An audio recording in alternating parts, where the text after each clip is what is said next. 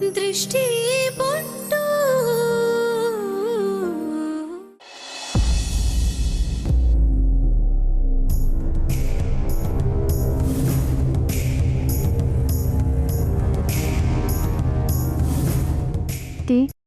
Are you sure ಬ್ರೂ ಮತ್ತೆ ದೃಷ್ಟಿ ಸತ್ತೋದ್ರಾ?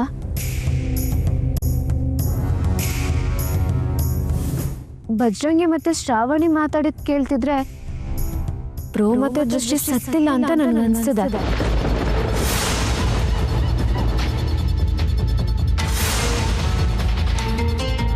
ಈಗ ನೀನು ಪ್ರಶ್ನೆ ಕೇಳಬೇಡ, ನಾನು ಪ್ರಶ್ನೆ ಕೇಳ್ತೀನಿ, ನೀನು ಉತ್ತರ ಕೊಡು.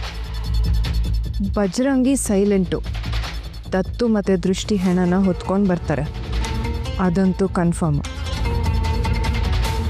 ಆದರೆ ಈಗ ಅದಕ್ಕಿಂತ ಇಂಪಾರ್ಟೆಂಟ್ ವಿಷಯ ಇನ್ನೊಂದಿದೆ. ಸೀಮಾ.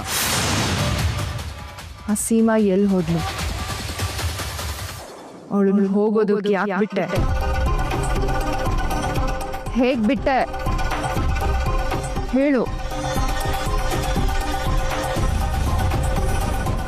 ಅಲ್ಲದೆ ಬ್ರೋನೆ ಸತ್ತೋದ್ಮೇಲೆ ಆ ಸೀಮಾನ್ ಕಟ್ಕೊಂಡು ಏನ್ ಮಾಡ್ತೀಯಾ?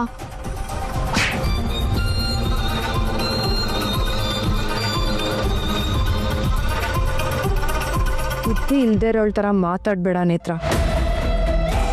ಬಳ್ಳಾರಿ ಡಾನ್ ದತ್ತಾಬಾಯಿ ಸತ್ತಿದ್ದಾನೆ ಅನ್ನೋ ವಿಷಯ ಬಳ್ಳಾರಿಲಿ ಅಷ್ಟೇ ಅಲ್ಲ, ಅವನು ಇಷ್ಟಪಡೋ ಎಲ್ಲ ಊರಲ್ಲೂ ದಂಗೆ ಎಬ್ಸುತ್ತೆ.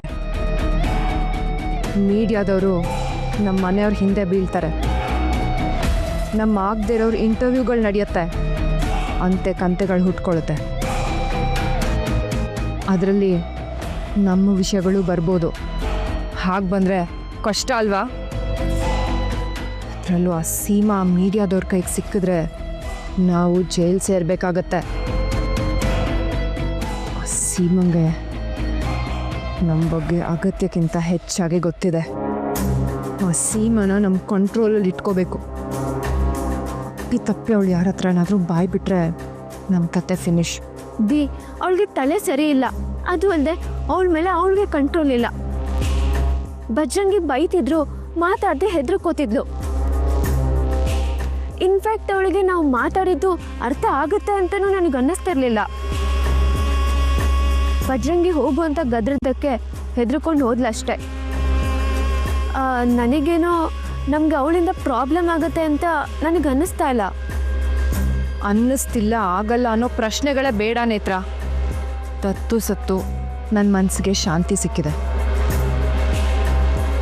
ಇನ್ಮೇಲೆ ನಮ್ಮ ಲೈಫು ಖುಷಿಯಾಗಿ ಸಾಗುತ್ತೆ.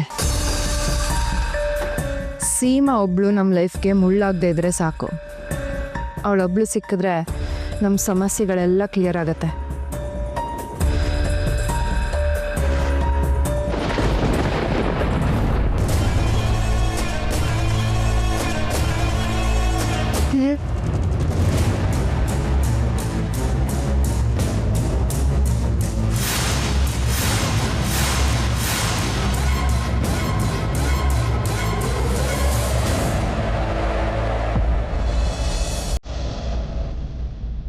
ಒಂದ್ಸಲ ಹೆಂಡತಿ ಅಂತ ಕರೀರಿ.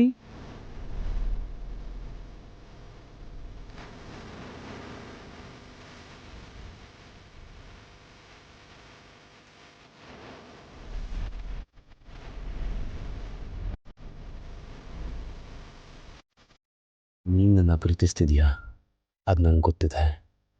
ನಾನು ನಿನ್ನ ಪ್ರೀತಿಸ್ತಿದ್ದೀನಿ, ಆದರೆ ಆ ಪ್ರೀತಿ ಡೋಲಾಯಮಾನವಾಗಿದೆ ಯಜಮಾನ್ತಿ.